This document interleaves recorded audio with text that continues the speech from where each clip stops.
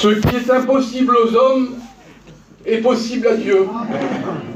Et ce verset de la parole de Dieu, là, m'a fait penser à une histoire qui se trouve dans la parole de Dieu. Et puis je voudrais rentrer de suite dans mon message. Cette histoire, c'est l'histoire de David. Et je vais vous faire la lecture. Ça se trouve dans 1 Samuel 17, au verset 17. Isaïe dit à David, son fils, « Prends pour tes frères 7 éphas de graines rôties et ces 10 pains, et cours au camp vers tes frères. Porte aussi ces 10 fromages aux chefs de leurs milliers, et tu verras si tes frères se portent bien, et tu m'en donneras des nouvelles, sûres. Ils sont avec Saül et tous les hommes d'Israël, dans la vallée des Térébates, faisant la guerre aux Philistins. » David se leva de bon matin, il laissa les brebis à un gardien, prit sa charge et partit comme Isaïe lui avait dit. Ordonné lorsqu'il arriva au camp, l'armée était en marche pour se ranger en bataille et pousser des cris de guerre. Et puis quand j'ai lu cette histoire-là, quel homme que c'est David. Il prend un gardien pour garder ses brebis, et il écoute son père, il part à pied, et puis quand il arrive là-bas, il écoute des cris. Il écoute ces cris de l'ennemi, là, que des fois nous fait du mal. Ces cris de l'ennemi, là, que quand on n'est pas en Dieu, que quand on n'est pas en prière, eh bien on a peur. On a peur. Et puis là, toute l'armée d'Israël avait peur. Et un peu plus bas, on voit dans 1 Samuel 17, au verset 16, le Philistin s'avançait matin et soir et il se présentait pendant 40 jours. C'était un homme important, Goliath, on le connaît, on l'a écouté 10 fois. Goliath, c'est marqué ça aussi dans la parole de Dieu, dans 1 Samuel 17, au verset 4, il se nommait Goliath. Il était de Gad et il avait une taille de 6 coudées et 1 empan. Ça représente à peu près 2,50 m, 3 mètres en taille. Ça devait être impressionnant. Mais je réalisais ça quand je lisais la parole de Dieu. L'armée d'Israël, ça ne devait pas être rien non plus à l'époque. Il y avait le roi Saül, c'était des hommes de guerre, c'était des hommes terribles. Même s'il était immense, ce Goliath-là. Mais comment que l'ennemi, des fois, nous trompe? Comment que l'ennemi, c'est un menteur qui vient sur ton problème, là, et il dit, tu n'y arriveras pas, tu t'en sortiras pas. Et plus bas, il est dit ça. Quelle beauté, Seigneur. Dans 1 Samuel 17 au verset 24, à la vue de ces hommes, tous ceux d'Israël s'enfuirent devant lui et furent saisis d'une grande crainte. Je dis, Seigneur Jésus, je dis, voyez pas comment là l'ennemi à ce moment-là, comment il était puissant sur l'armée d'Israël, là, Norton, c'est un truc terrible.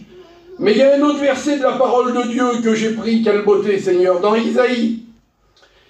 Ésaïe 41 au verset 10. Voilà ce que dit le verset. Ne crains rien car je suis avec toi. Ne promène pas des regards inquiets car je suis ton Dieu, je te fortifie et je viens à ton secours, je te soutiens de ma droite triomphante. Je voudrais te dire ce matin que l'ennemi c'est un menteur. L'ennemi veut te faire du mal, mais il n'y arrivera pas.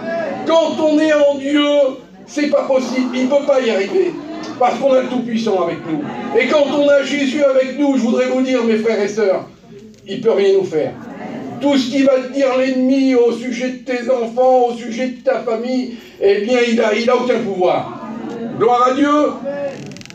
Et j'ai marqué ça un peu plus bas. Tu crains pour tes enfants. L'ennemi t'empêche d'avancer. Ça, c'est une grande crainte. Hein. Parce que ce message que je vous prêche, là, je me l'ai prêché à moi, premièrement. Je me l'ai prêché à moi. Des fois, on craint. Moi, j'ai une famille, tout va bien. Tout le monde est en bonne santé. Je rends gloire à Dieu pour ça. J'ai mon fils qui est là, qui est chrétien, qui chante pour Dieu. Mais des fois, l'ennemi vient installer la crainte. Cet été, on était en mission. On était bénis. Tout était bien. Et l'ennemi est venu me foutre la crainte. Il est venu, il est arrivé, il dit, tu verras, ça ira pas pour tes enfants. Ils vont grandir et comme ci et comme ça. Et c'est pour tout le monde pareil, pour tous les parents qui sont là. On se fait du souci pour nos enfants. Et puis je me faisais du souci, et puis l'ennemi il me terrassait avec ça. Je dis, c'est pas possible, Seigneur Jésus, on passait du temps dans la prière le matin, on s'occupait des réunions de prière le matin, on a eu vraiment une bonne mission. Et puis j'étais tracassé. Et puis je vais travailler le matin, je vais chiner le matin, et puis je m'arrête dans un petit quartier de maison là, et puis je sonne une porte. Et puis à cette porte là, il y a un monsieur qui ouvre la porte là, et ce monsieur là, il me dit bonjour monsieur, c'est pourquoi? Ben, je dis monsieur, je suis brocanteur, j'achète un petit peu les vieilles choses, oui.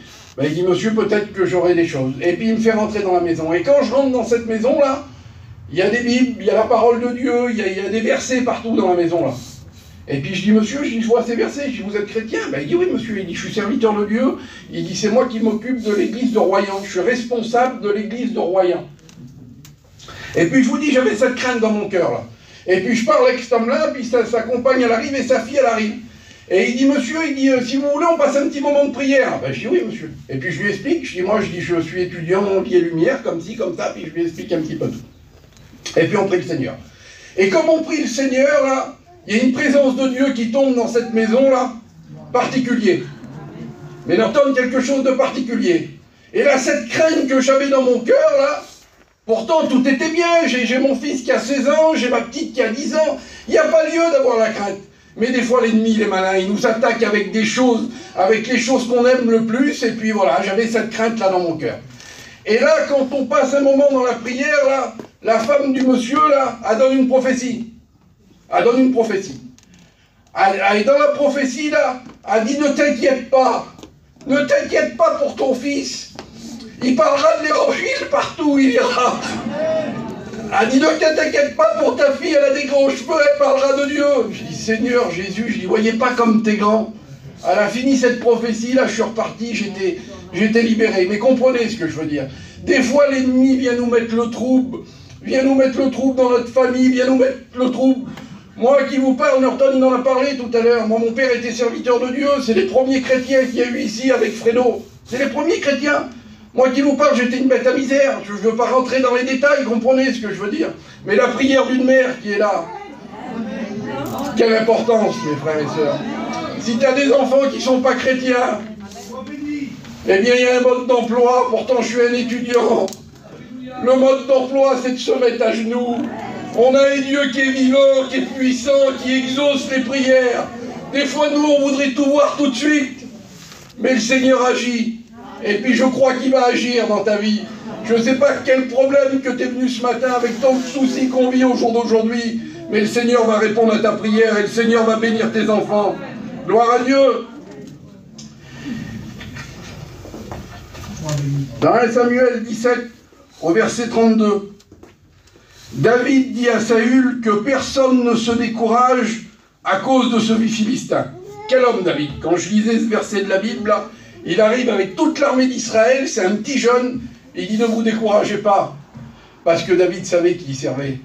Il savait que son Dieu était tout puissant, puis il dit à toute l'armée, hein, ne vous découragez pas. Et dans 1 Samuel 17, au verset 34 à 35, voilà ce qu'il est dit.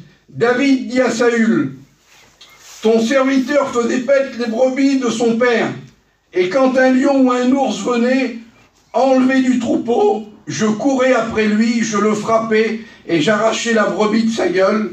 S'il se dressait contre moi, je le saisissais par la gorge, et je le frappais, et je le tuais. Moi, je lisais ça hier, je dis c'est pas possible. Mais lui, c'est normal, David. Quand il arrive là-bas, pourtant l'armée, elle avait peur, l'armée d'Israël, c'était l'armée de Dieu. Mais lui, il passait des moments avec son père. Quelle importance de passer des moments intimes avec son père.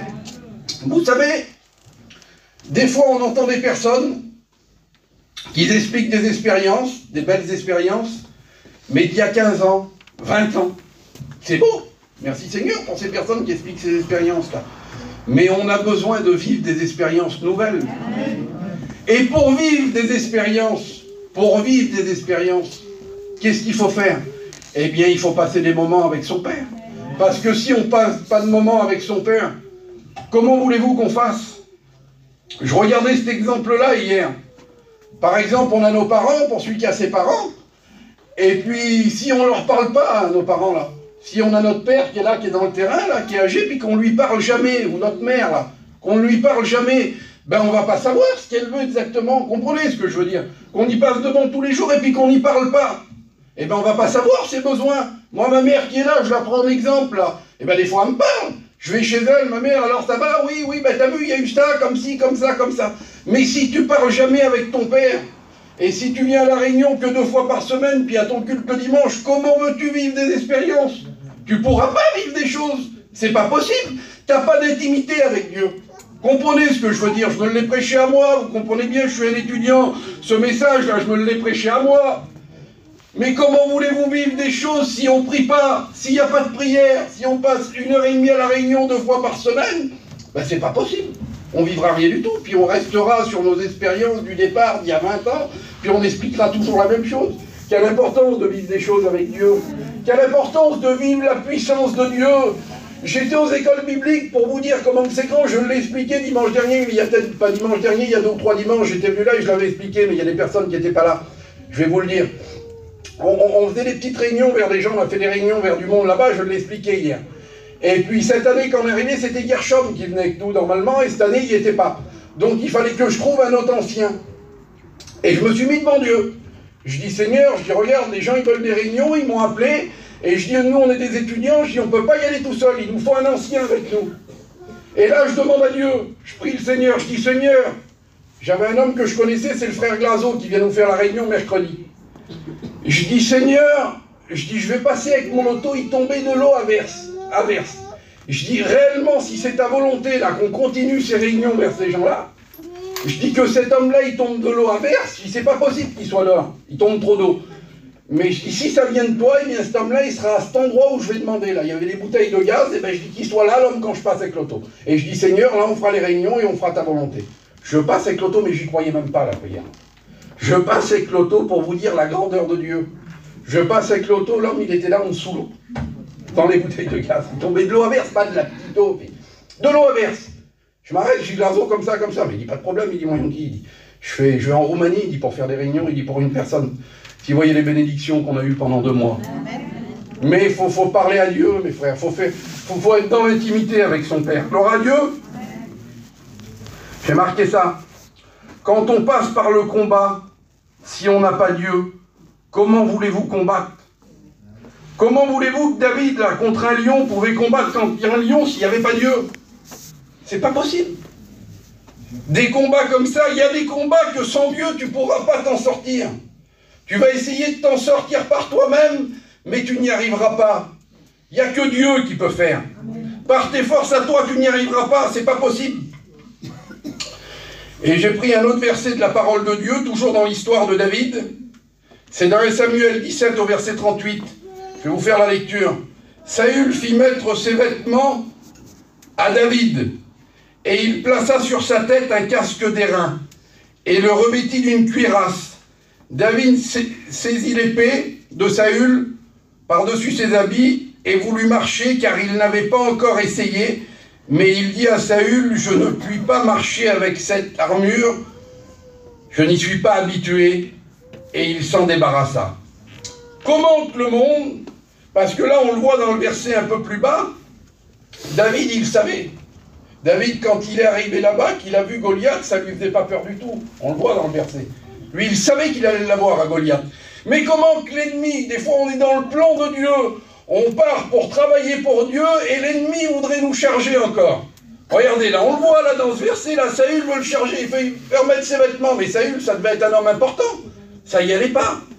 Vous savez, les choses du monde, mes frères et sœurs, ça ne nous va pas. C'est pas pour nous. Nous, on est des chrétiens, on est des enfants de Dieu, j'ai marqué ça. Il y a des vêtements qui ne nous vont pas, mes frères et sœurs. Il y a des choses du monde que c'est pas pour nous. C'est pas possible, c'est pas pour nous. On pourra pas, tu pourras pas combattre. Si tu t'embarrasses avec les choses du monde, là, David, instantanément, il l'a compris. Il dit, Saül, ça va pas. Pourtant, c'était pas n'importe qui. Hein. C'était pas n'importe qui lui proposait ces vêtements, là. C'était quand même le roi d'Israël, Norton. Hein. C'était pas... Et là, David, il voit tout de suite, il dit, j'en veux pas. J'en ai pas besoin. Je suis un enfant de Dieu, moi.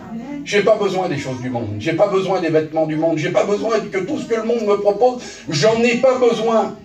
J'en ai pas besoin, dis-tu. On n'en a pas besoin, nous, des choses du monde. Parce que ça va nous mettre des bâtons dans les roues. Quand on part au combat, il y a des versets de la parole de Dieu qui n'en parlent. Quelqu'un qui part à la guerre, il ne charge pas de trucs sur son dos parce qu'il ne pourra pas avancer. Ben, je voudrais vous dire qu'on part d'un grand combat. On a de la famille qui n'est pas encore chrétienne. Il y a des grandes choses qui se passent. Tu veux que tes enfants ils se convertissent, tu veux que ta famille, tes parents ils se convertissent, les gens autour de toi, tes amis, eh bien te charge pas avec des choses du monde, parce que je te le dis, tu n'iras pas loin.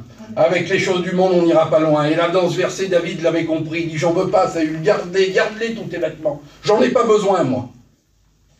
Quelle affaire, Seigneur Jésus. Le monde voudrait nous embarrasser avec des choses qui n'ont, c'est pas pour nous. Et puis un peu plus bas dans le verset, dans 1 Samuel 17, au verset 40, la simplicité d'un chrétien. Voilà ce qui nous est dit dans le verset. Il prit en main son bâton, choisit dans le torrent 5 pierres polies, et les mit dans sa gibecière de berger. Quelle affaire, Seigneur Jésus. Quelle simplicité. Mes frères et sœurs, un chrétien, il doit être simple. Un chrétien, il doit partir au combat avec des choses simples. Il prend 5 petites pierres dans un torrent. C'est rien du tout, Norton. C'est rien. Et puis un bâton. Quelle affaire, Seigneur Jésus. Je vous explique un jour une petite expérience que j'avais fait qui va avec ça. J'étais parti, j'avais mon oncle qui restait sur Auxerre, là-bas, et puis qui est parti auprès du Seigneur. Et puis le soir, l'après-midi, j'ai été veiller mon oncle, là.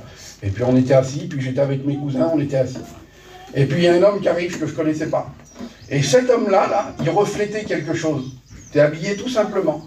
Et je dis à mon cousin, avant qu'il arrive, je dis, c'est un serviteur de Dieu, ça. Il dit, oui, donc il dit, c'est le responsable de l'église d'Auxerre. Mais pour vous dire un petit peu quelle beauté, Seigneur Jésus. Et j'ai pris exemple sur cet homme-là. Je dis, quelle simplicité. Et comment qu'on doit être comme ça. Comment qu'on doit être comme ça, qu'on doit refléter Christ. Qu'on ne doit pas refléter le monde, mais refléter Christ en nous. Que comme on doit passer, que notre langage, là, que les gens voient qu'on est des chrétiens, qu'on est des serviteurs de Dieu. On ne doit pas refléter le monde, on n'en a rien à faire dans le monde. Le monde nous fait trop de mal, mes frères et sœurs. Moi qui vous parle, j'ai connu le monde, j'ai fait un tour, comme les garçons qui sont là. Le monde te veut du mal, il ne veut pas du bien. Le monde veut te faire du mal. Mais en plus qu'il veut te faire du mal, il veut tout détruire autour de toi. Il veut tout détruire, le monde. Lui, il ne te laisse pas, vous savez, je vais vous dire quelque chose, je vous parle avec mon cœur ce matin. Le péché nous fait du mal. Hein. Le péché, on ne joue pas avec le péché. Hein. On ne fait pas un petit peu de péché, hein. Ça n'existe pas ça. Un petit peu, puis après on tombe dedans. Voilà, puis quand on tombe dedans, il détruit tout autour de... On l'a vu, on a vu les familles détruites hein, par le péché, les familles complètes détruites. Le péché nous fait du mal. Hein.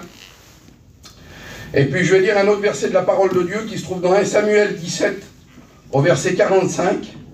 David dit aux Philistins, quel homme là David? J'ai tombé mort quand j'ai lu ce verset, pourtant je l'ai déjà lu, mais je le relisais hier, là je dis quel homme que c'est. David dit aux Philistins, tu marches contre moi avec l'épée, la lance et le javelot.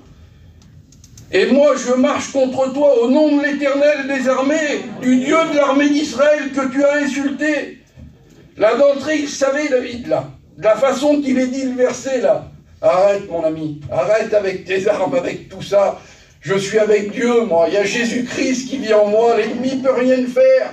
Quand tu as Dieu qui est avec toi, l'ennemi ne peut rien faire du tout. J'ai marqué ça. Goliath avait déjà perdu. Là, dans ce verset de la parole de Dieu, il avait déjà perdu, Nathan. C'était fini pour lui. Et vous avez vu, je pensais à ça hier. Je lisais le verset de la parole de Dieu, là, je pensais à ça. Des fois, on voyait dans le monde des hommes qui se battaient ou qui se donnaient un rendez-vous. Et puis, il y en avait un des deux qui était sûr de lui. Et il disait, arrête mon vieux, parce que quand je vais arriver là-bas, je peux même pas t'expliquer. Arrête. Et puis ça voulait dire à peu près ça, le verset. Arrête, Goliath. Je suis avec Dieu, moi. Tu pourras pas. C'est pas possible. Tu pourras rien faire. Je voudrais te dire qu'aujourd'hui, dimanche matin, l'ennemi pourra rien faire du tout. L'ennemi pourra rien faire si tu es avec Dieu, si tu es ancré en Dieu. Et dans 1 Samuel 17, au verset 50, ainsi, avec une fronde et une pierre, David fut plus fort que le Philistin, et le terrassa, et lui ôta la vie, sans avoir d'épée à la main. Sans rien, il gagne le combat, sans rien du tout, avec une petite pierre qu'il a trouvée dans un torrent. Sans rien du tout. Quelle force, quelle bonté, Seigneur Jésus. Et ce que j'ai marqué là, c'est la différence. David connaissait le Père intimement. Et on ne peut pas connaître quelqu'un, comme je disais tout à l'heure, si on n'y parle pas. Mais David passait du temps avec les brebis, là-bas, dans les brebis de son Père, et passait du temps avec Dieu. Il connaissait la puissance de son Père. Vous savez, j'ai marqué ça, prier, c'est parler à Dieu. Eh bien, ce matin, il faut lui parler. On est dans la maison de Dieu ce matin. faut lui demander. On est au bon endroit. Demandons-lui pour tous nos soucis, pour tous nos problèmes. Je ne sais pas c'est quoi ton problème, moi, ce matin. Je ne sais pas avec quel problème que tu es venu. Mais je sais une chose, c'est que Jésus est présent. Amen. Et que si Jésus peut changer ta vie, et que Jésus peut changer ton problème. Et j'ai marqué ça, quelle beauté, Seigneur Jésus. Quelle grâce. Souviens-toi de Jésus. Souviens-toi de où il t'a sorti. Souviens-toi dans la misère qu'il t'a sorti. Souviens-toi ce qu'il a fait pour toi, le Seigneur. Souviens-toi de lui. Quelle beauté, Seigneur Jésus, de se souvenir de Jésus, de ce qu'il a fait pour nous, qui nous a sortis dans cette boue du péché, là, pour nous emmener à sa gloire, à sa grâce. Et puis des fois, on ne fait même plus attention. Des fois, on ne fait même plus attention, on est chrétien, tout est bien, on est béni, on croirait que c'est normal. Et des fois, moi, je repense à avant, à ces vilaines soirées, là. Ces vilaines soirées que quand on se réveille le matin, moi, je me souviens quand je sortais, bien souvent, une fois sur deux, je ne m'en rappelais plus. J'avais un trou noir, je ne me rappelais plus de rien du tout. Et puis, à chaque fois que je ne m'en rappelais plus, tu pourrais dire qu'il y avait quelqu'un qui venait toquer à mon camping le lendemain. Tiens, quelle vie que tu as fait hier, tiens. Faut que tu ailles voir l'arbre là-bas, faut que tu ailles voir le garçon là-bas. C'est ça. Puis souvent, je me souviens de ça, Norton. Souvent, je me rappelle de ça, où Dieu m'a sorti, et quelle paix qu'il me donne aujourd'hui. Donc aujourd'hui, remercie-le. Remercie-le pour ce qu'il a fait dans ta vie. Quelle beauté, Seigneur Jésus, quelle grâce. J'ai marqué ce verset de la parole de Dieu. Dans Lamentation 3, au verset 22, « Les bontés de l'Éternel ne sont pas épuisées. Ils ne sont pas à leur terme, elles se renouvellent chaque matin.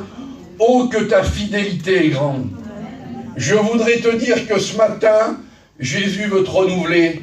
Jésus veut te donner la paix, peut-être la paix que tu as perdue. Eh bien, Jésus veut te la redonner ce matin. Jésus veut reconstruire ta vie. Jésus veut reconstruire ton foyer. Peut-être que tu passes par des problèmes, par des soucis de la vie. Eh bien, Jésus veut te reconstruire ce matin.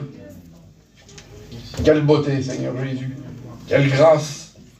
Et dans Jérémie 29, 11, il est dit ce verset de la parole de Dieu. « Car je connais les projets que j'ai formés sur vous, dit l'Éternel, projets de paix et non de malheur, afin de vous donner un avenir et de l'espérance. » Je voudrais te dire que Jésus donne de l'espérance de revoir nos bien-aimés, de l'espérance de revoir ceux qui nous ont devancés. Il n'y a pas d'autre moyen, mes frères et sœurs. Il n'y a pas d'autre moyen de revoir nos bien-aimés que Jésus. C'est lui qui donne l'espérance. Et c'est lui qui veut te bénir ce matin. Je voudrais te dire, laisse-toi bénir par Dieu ce matin. Ne regarde pas à l'un ou à l'autre. Ne dis pas dans ton cœur, ah moi je ne sais pas prier, ou j'ai toujours la même prière. Ne regarde pas à ça. Dis un petit merci à Jésus. Remercie-le pour ce qu'il a fait dans ta vie. Remercie-le ce matin.